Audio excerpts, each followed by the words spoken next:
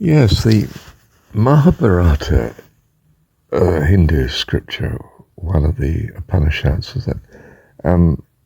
is the equivalent of the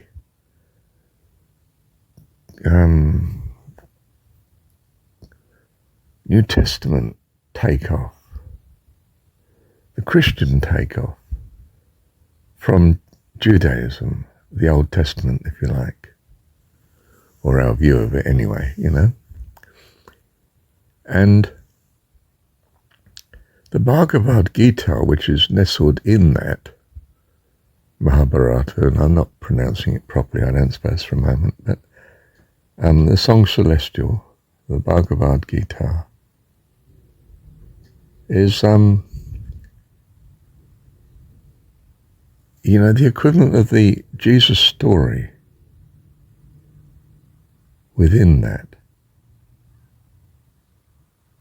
The way the Jesus story, the Gospels, John in particular, but in the Gospels is in the New Testament, but the rest of the New Testament is not the same. Well, it's not the words in red in general, for instance, almost exclusively. It's in the Gospels, almost.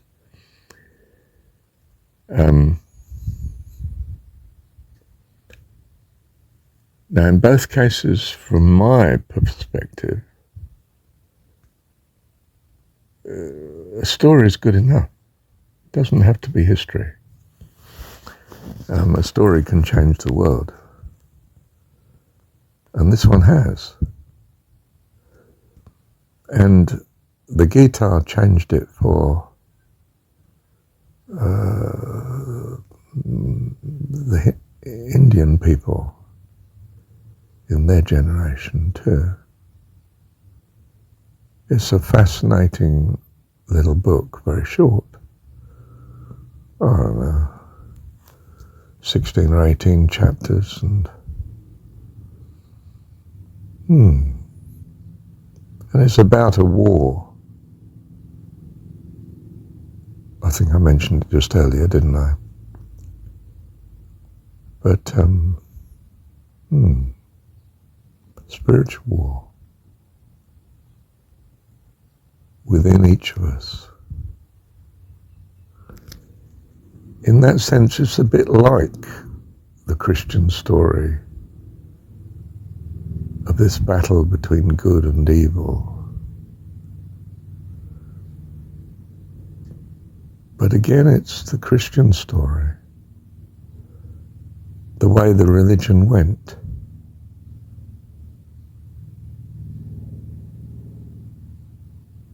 But if you look at the Gita, Bhagavad Gita, well, that's something completely new. And the Jesus story, as in John's Gospel, the Gnostic understanding, or search, I should say, really, rather than understanding, is again a completely new dimension, paradigm. It's not a continuation from the Old Testament, bridged by the letters of Paul and whoever's in the rest of the New Testament. It's something diametrically different. As Jesus says in the Sermon on the Mount, part of the story there, you've heard it, and it is written, but I say unto you. And he demolishes it, quite honestly. You've got to have very strange glasses on to read it as a continuity, some beautiful blend from the mayhem of the Old Testament to the life eternal of John 17.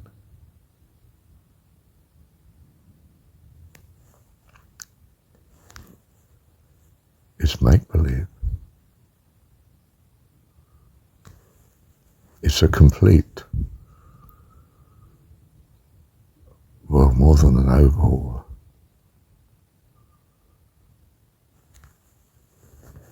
As it says, all that ever came before me are thieves and robbers. But my sheep didn't follow them. My sheep hear my voice, and they follow me. Those who have ears to hear, let them hear. Or as it says in John 17, I pray not for the world, but for those whom thou hast given me, for they are thine. Whoa, I think I have a criticism here. You mean God doesn't love all that he's made? No. I just mean I pray not for the world. I'm praying for you in your capacity of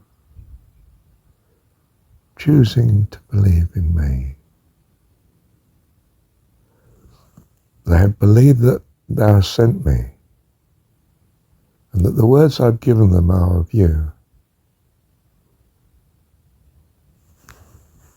I pray for them.